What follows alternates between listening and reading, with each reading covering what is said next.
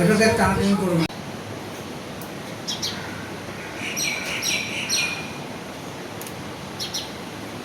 নমস্কার বন্ধুরা, আশা করি তোমরা সবাই খুব ভালো আছো। আমিও খুব ভালো আছি। সম্পাস লাইফস্টাইলের আর একটা নতুন ব্লগে তোমাদের সবাইকে স্বাগত। তো দেখো, আজ হলো শনিবার। শনিবার সকালেই আমি রান্না আরম্ভ করে দিয়েছি। আজকে সোয়াবিনের তরকারি করব, ছোলার ডাল করব আর ডিমের অমলেট করব। ভাতটা আমি আগেই ওদিকে বসিয়ে দিয়েছি। তো এবার ছোলার ডালটা করছি, সামান্য একটু ভেজে নিচ্ছি জিরে আর তেজপাতা ফোড়ন দিয়ে। তারপর পেঁপেটা দিয়ে প্রেসার কুকারে দিয়ে দেবো। আজকে পেঁপে দিয়েই একটু ডালটা করছি। ফ্রিজে অনেকটা পেঁপে পড়েছিল, তো ভাবলাম ডালের মধ্যে দিয়ে দিই। তো দেখো, স্বাদ মতো নুন হলুদও দিয়ে দিলাম, দিয়ে প্রেসার কুকারটা চাপা দিয়ে দেবো। এখনো না সবজি কাটা হয়নি জানো তো। তার আগে একটু চা করে নিচ্ছি, অনেকদিন পর আজকে একটু দুধ চা খেতে ইচ্ছা হলো, তো চাটা বানিয়ে নিচ্ছিলাম। তবে এক্ষুনি খাবো না, একটু পরে খাবো। তার আগে সবজিগুলো কেটে নিই, নাহলে রান্নার খুব দেরি হয়ে যাবে জানো তো। তো সোয়াবিন যেহেতু করবো, সোয়াবিনের জন্য আলুটা কেটে নিচ্ছিলাম। আর কিছু লাগবে না, আদা কাটাই আছে আগে থেকে। তো সোয়াবিনটা দেখো বসিয়ে দিচ্ছি, এখানে জিরে তেজপাতা আর গোটা গরম মশলা ফোড়ন দিয়ে নিচ্ছি। সোয়াবিনটা নিরামিষই করবো, পেঁয়াজ রসুন কিছু দেবো না।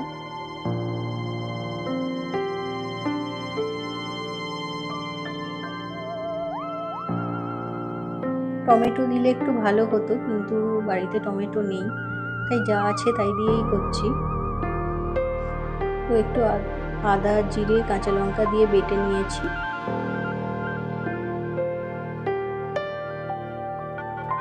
তো দেখো, মশলাটা দিয়ে ভালোভাবে কষিয়ে এটা চাপা দিয়ে দেবো।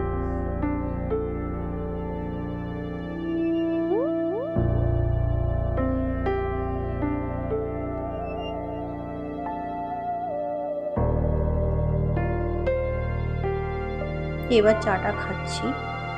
তরকারিটা বসিয়ে দিয়েছি, যতক্ষণ তরকারি হবে আমার চাটা খাওয়া হয়ে যাবে। আজকে ফ্রাইং প্যানটাতেই অমলেটটা ভাজছি। এতে দেখো ডিমের অমলেটটা শেপটা খুব ভালো এসেছে। দেখো, তরকারিও এদিকে আমার কমপ্লিট হয়ে গেছে। একটু গরম মশলা গুঁড়ো আর ঘি দিয়ে দিচ্ছি, যেহেতু নিরামিষ তরকারি একটু গরম মশলা গুঁড়ো ঘি দিলে ভালো লাগে খেতে। তো রান্না আমার মোটামুটি কমপ্লিট। এদিকে ডিমের অমলেটগুলো আমি করে নিয়েছি। তো চলো তোমাদের সঙ্গে শেয়ার করি কী কী রান্না করলাম। এখানে তো আছে ভাত, আর এখানে আছে সোয়াবিন আলুর তরকারি, দেখো একটু মাখা মাখাই হয়েছে। আর এখানে আছে ছোলার ডাল, পেঁপে দিয়ে করেছি যেটা। আর এখানে আছে ডিমের অমলেটটা। আজকে সকালে ঘুম থেকে উঠতে একটু দেরি হয়ে গিয়েছিল। দেখো, রান্নাঘর এখনো পরিষ্কার করে উঠতে পারিনি, রান্না কমপ্লিট করতেই অনেকটা দেরি হয়ে গেছে আজকে। তো প্রথমে রান্নাটা কমপ্লিট করে নিয়ে আমার হাজব্যান্ডকে সব কিছু জোগাড় করে দিয়ে ওর খাওয়া হয়ে গেছে, ও বেরিয়ে গেছে। তারপরে আমি রান্নাঘরটা পরিষ্কার করে নিচ্ছি। বাসনও জমেছে অনেক, সেগুলোও মেজে নেব এবার। চিমনিটাও পরিষ্কার করে নিচ্ছি। চিমনিটা রোজ একটু করে মুছে নেওয়ার চেষ্টা করি, না হলে প্রচণ্ড নোংরা হয়ে যায়। সব সময় তো আর বাইরে থেকে লোক ডেকে পরিষ্কার করা সম্ভব হয় না, তাই যতটা সম্ভব একটু একটু প্রত্যেক দিন করিয়ে রাখলে নোংরাটা কম হয়।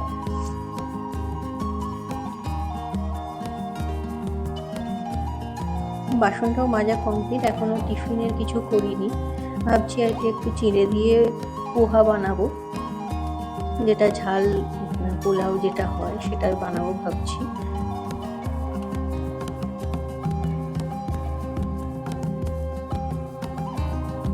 এই দেখো, এখানে নিয়ে নিয়েছি আমি, এখানে চীনা বাদাম পেঁয়াজ আর কাঁচা লঙ্কা কেটে নিয়েছি, এখানে আলু কেটে নিয়েছি, আর চিড়েটা মোটা চিড়ে নিয়েছি। একটু জল দিয়ে ভালো করে ধুয়ে রাখছি, কিছুক্ষণ ধুয়ে রাখলে চিড়েটা ঝরঝরে হয়ে যায়। তো দেখো, প্রথমে আমি চীনা বাদামগুলো ভেজে নিচ্ছি, ফ্রাইং প্যানেই বসিয়েছি রান্নাটা। চীনা বাদামটা প্রথমে ভালো করে ভেজে তুলে রাখবো, তারপরে পেঁয়াজ কুচি লঙ্কা কুচি এগুলো দেবো। তো এখানে কালো সর্ষে ফোড়ন দিচ্ছি, যদিও এটা আমার পুরোটা কালো সর্ষে ছিল না, এতে সাদা সর্ষেও মেশানো ছিল, তো ওই সর্ষেই দিয়েছি দুটো একসঙ্গে। যে পেঁয়াজগুলো একটু ভাজা হয়ে যাওয়ার পর দেখো আলুটা দিয়ে দিয়েছি। এর মধ্যেই হলুদ গুঁড়ো নুন দিয়ে দেবো, কারণ চিড়ে মেশাবার পরে আর এগুলো দেওয়া যাবে না। তো আলুর মধ্যেই সব দিয়ে দিচ্ছি, ভালো করে মিশিয়ে একটু চাপা দিয়ে রাখবো যাতে আলুটা সেদ্ধ হয়ে যায়। আলুটা সেদ্ধ হয়ে যাওয়ার পরে একটু টমেটো সস, বাদাম এগুলো দিয়ে দিলাম।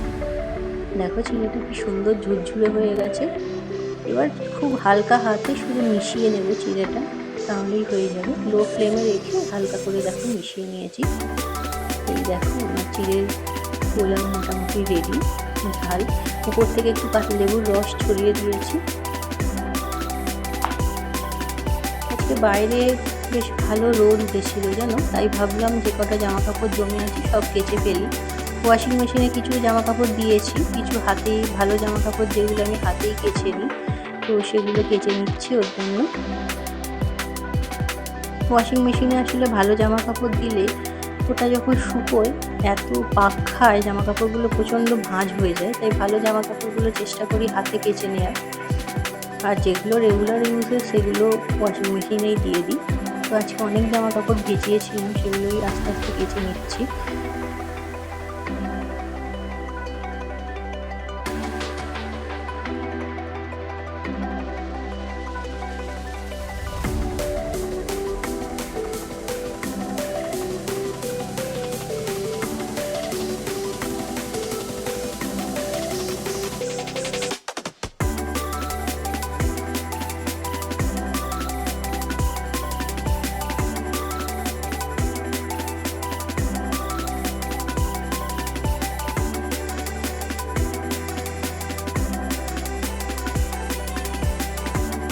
দেখো বাইরে ভালোই রোদ বেরিয়েছে, জামা কাপড়গুলো বাইরের দড়িতেই মেলে দিচ্ছি।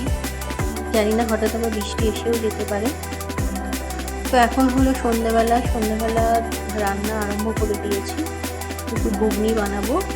দেখো আদা রসুন জিরে পেস্ট করে নিয়েছি, তো এই দিয়েই বানাবো। কাশ্মীরি লঙ্কার গুঁড়ো, একটু হলুদ গুঁড়ো দিয়ে দিলাম। মটর কড়াইটা আমি আগেই সেদ্ধ করে রেখে দিয়েছি। তো এবার দেখো ঘুগনিটা বসিয়ে নিচ্ছি। ঘুগনি খেতে আমার খুব ভালো লাগে, তোমরা জানিও তোমাদের কার কার ভালো লাগে। আমার তো ঘুগনি খেতে খুব ভালো লাগে। তো দেখো ঘুগনিটা আমার প্রায় হয়েই গেছে, একটু ঠান্ডা হলে এটা আরেকটু বসে যাবে। তো তারপর দেখো ছেলেকে খাইয়ে নিচ্ছি। সন্ধ্যেবেলা ও নিজে এখনো যেহেতু খেতে পারে না, তাই খাইয়েই দিতে হয়।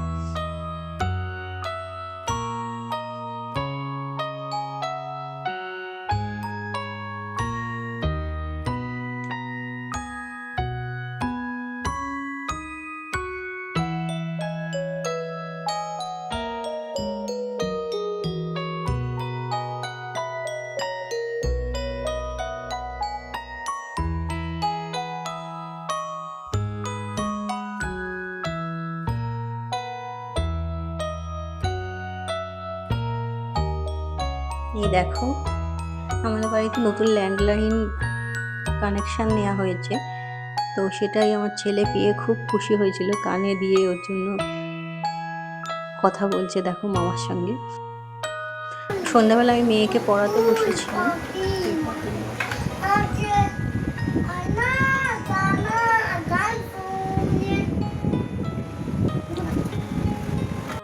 তো আমার আজকের ভিডিও এইটুকুই, আশা করি তোমাদের খুব ভালো লেগেছে। যদি ভালো লেগে থাকে অবশ্যই একটা লাইক করে দিও, আর যদি একটু বেশি ভালো লেগে থাকে অবশ্যই চ্যানেলটা সাবস্ক্রাইব করে দিও।